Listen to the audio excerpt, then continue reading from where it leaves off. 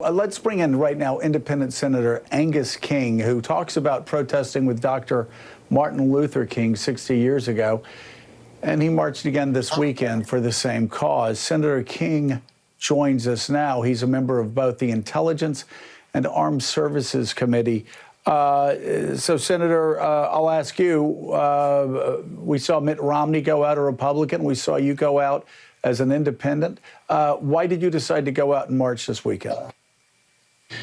Well, it wasn't a long considered decision, Joe. I woke up Saturday morning and said, I've just got to do this. I was at the March on Washington in 1963 as a 19-year-old college sophomore. I ended up sitting in a tree with a young black guy at the Lincoln Memorial and heard the I Have a Dream speech. It was one of the most moving experiences of my life. So I woke up Saturday morning, I knew there was a protest, and I said, I've got to go. And I walked up the hill and walked by the Supreme Court building on the way to where people were gathering at the Capitol.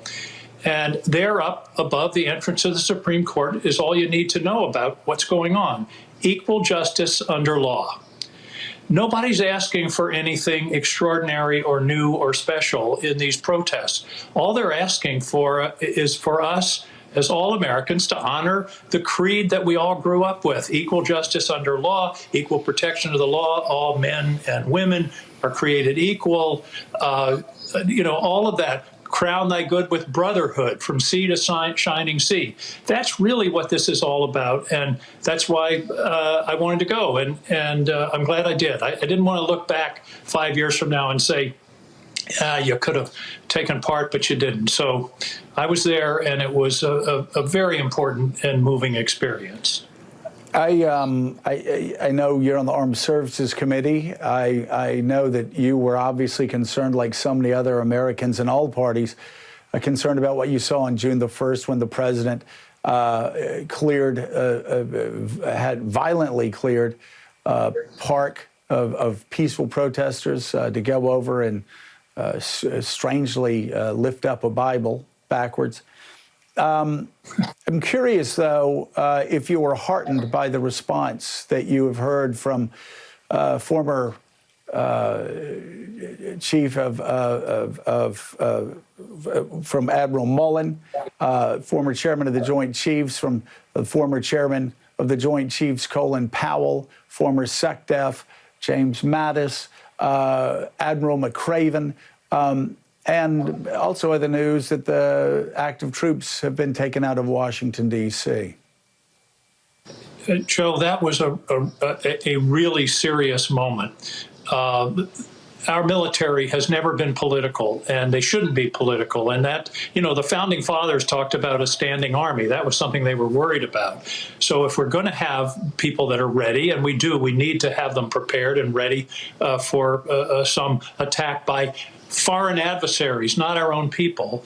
But we've got to be careful. And I think one of your guests earlier this morning said it correctly. This is not only a risk for the public, it's a risk for the military. They've worked so hard to build up their reputation. They're one of the most well-respected institutions in our society.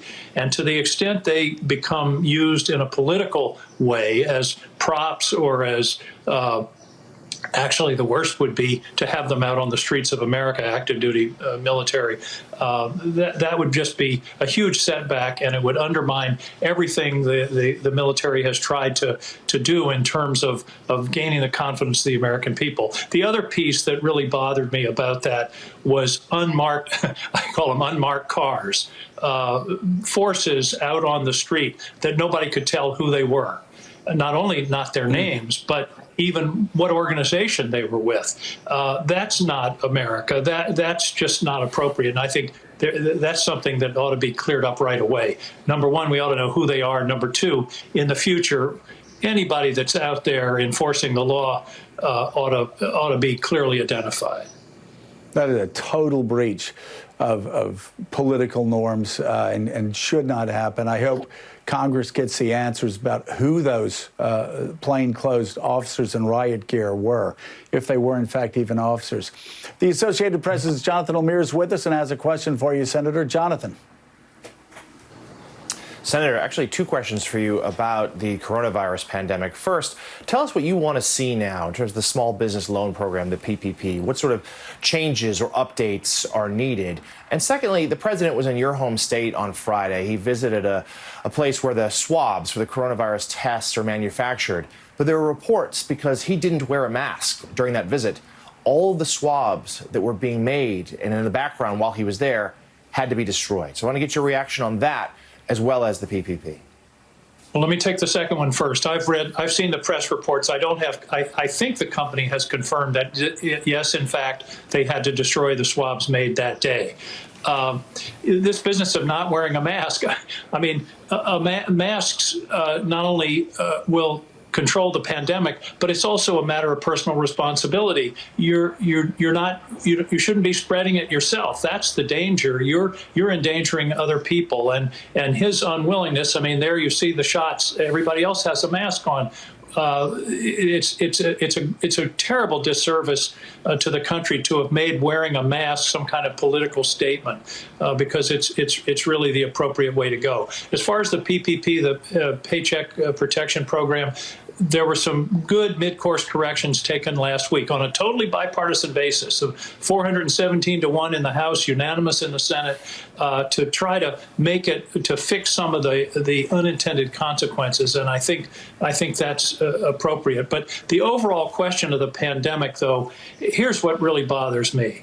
There was an implicit contract with the administration back in February and March, and that was, we, the American people, will make huge sacrifices, stay home, not go to work, shut down the economy, so you can take the steps necessary that we can safely get out of this at a reasonable period of time. We kept our side of the bargain. The administration didn't. I saw something last night where they said proudly 3 million tests a week. It ought to be 2 or 3 million a day in order to safely reopen. And I did a little calculation last night of four countries, Germany, Japan, South Korea, and Canada, generally the same population of America, 17,000 deaths versus 110,000 deaths. That's an apples to apples comparison. The first death in South Korea was the same day as the first death in America. We've had 110,000 since. They've had 272. Our response has been inadequate. And that's what really bothers me. I'm really worried that we're going to be right back in what amounts to early March in September, and we won't have taken the steps on the national level in terms of testing, contact tracing, and a really concentrated effort to deal with this, short of having a vaccine. And all that we've gone through is for naught. Yeah, Senator Angus King, we really appreciate you being with us. Thank you so much for your insights.